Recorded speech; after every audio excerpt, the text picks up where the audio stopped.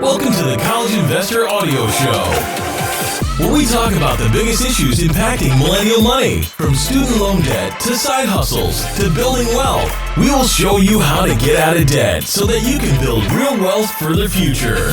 Budgeting for your personality. If past budgets have failed you. That's today's College Investor Audio Show. Welcome. All right, if there's one thing that bothers me in the personal finance world, it's when everyone is grouped into one little box. Can't stand it. Why? It doesn't work. While the same set of principles will uniformly apply when it comes to creating real, lasting wealth, there are 100 different paths that will lead you to the same end result. Maybe you felt this way about budgeting. If you try budgeting and continually fail, there's a good chance you're following advice that doesn't suit your personality or natural tendencies. It's time to find the budget that best suits you. Here are 3 popular ways to budget, plus different methods you can use to carry them out, which may make all the difference for you. Zero-based budget. Useful for a wide variety of people. A zero-based budget is the most popular and can be a good starting point if you're new to budgeting. With a zero-based budget, you spend all of your money before it even reaches your bank account. Every single dollar is accounted for. To use this budget, first, tally up your monthly income. Next, take a good look at all of your regular monthly fixed expenses and list them out. After that, start listing all of the variable expenses you have. Lastly, make budgeting accounts for savings goals.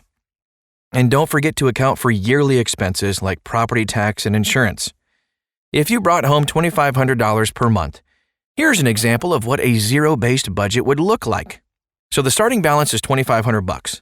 I'm not going to actually read all of the different numbers because that could be confusing on a podcast, but you're basically putting down things like rent, food, debt repayment, health insurance, internet, utilities, transportation, Netflix, entertainment, clothing, etc.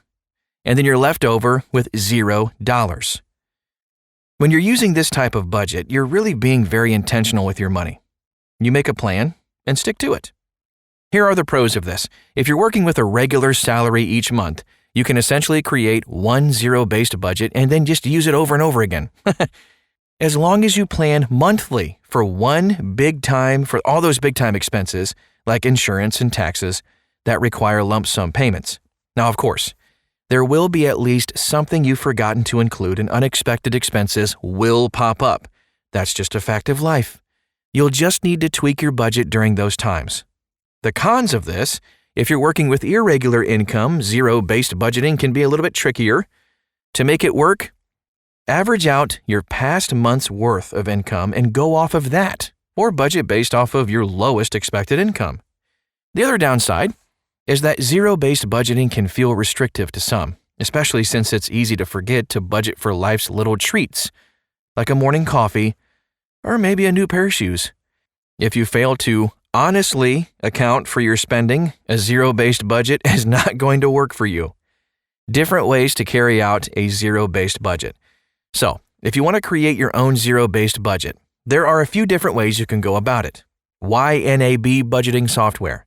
YNAB, or You Need a Budget, is budgeting software that is built around the zero-based budget. With YNAB, you'll create a budget based on your income and then have a goal of getting 1 month ahead. YNAB will track your spending for you and let you know how your spending is lining up with the budget you created. YNAB is an excellent program for anyone who likes to look at their budget often and wants spending tracked for them. Cash Envelope System. The cash envelope system, made popular by Dave Ramsey, is a method in which you draw out cash for your budgeting categories at the beginning of each month and then just divide them up into different envelopes. Each envelope represents a different spending category: food, entertainment, or clothing, budgeting for Christmas gifts, all that stuff. And when the money is gone, it's gone. This is a good method for people who feel the burn when spending cash rather than just handing over a piece of plastic. Spreadsheets or pen and paper. You can use budgeting spreadsheets or just plain old pen and paper to create a zero-based budget and track your expenses throughout the month. There are also budgeting spreadsheets that you can purchase that are pretty advanced. This is a good method for the hands-on type who likes to track everything manually. Pay yourself first budget, useful for savers. When I first started trying to improve my personal finances, I used a zero-based budget. I was running a pretty tight ship, and at that point, the zero-based method worked. Over the past couple of years, my expenses have changed and my income has been all over the place. Now, a zero-based budget just stresses me out. Instead, I focus on paying myself first and not sweating the small stuff. This method works great if you're already hyper-aware of your spending and have no problem living below your means. Here's how this method works. Automate savings and retirement. The first step is automate your savings and retirement. If you're working on paying off debt, you can automate that too. To start, take a good look at your regular income and expenses and make savings and retirement goals. Now, divide those yearly savings goals by 12 and set up an automatically monthly deposit that goes toward your savings goals. I personally use Capital One 360 to create multiple accounts for different savings goals. I then have a certain amount deposited into each goal. My retirement contributions and college savings for kids are automatically invested on the same day every month. Pay regular bills and decide what to do with possible surpluses. After all saving goals are hit and regular bills are paid, you might still end up with a surplus of money at the end of the month. If so, you get to decide how to spend it. You can send it straight to savings or you can spend it on a night out. You've met your goals, so it's up to you. Here are things you need to have in place to really make this work. Savings for one-time expenses, like car insurance premiums, car repairs, all of that. An emergency fund, which is basically 3 to 6 months of living expenses, set aside for absolute emergencies only, and good spending habits. If you're just starting out with budgeting, you may find that spending a few months tracking your expenses with a zero-based budget and then switching to this method will work pretty well. The 50-20-30 budget, useful for those who like hard and fast rules and have spender tendencies.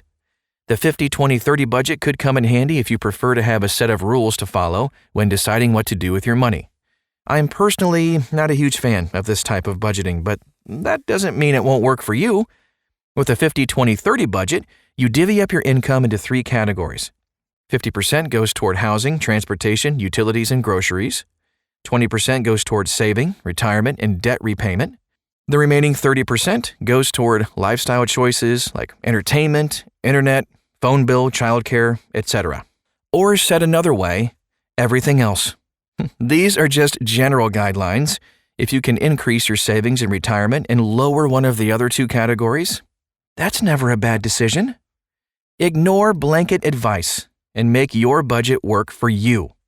In general, there's really no right or wrong way to budget. I do believe, though, that there's a right or wrong way to budget for your specific personality and stage of life. If you've repeatedly failed to set and stay on a budget, then you may have been trying to make a method that doesn't match your personality work for you. Now, go make a budget and stick to it, whatever kind of budgeting it is.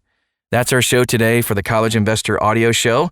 Thanks so much for stopping by, and if you want to see links and different resources to help you with your budgeting, you can find it at thecollegeinvestor.com. That's thecollegeinvestor.com.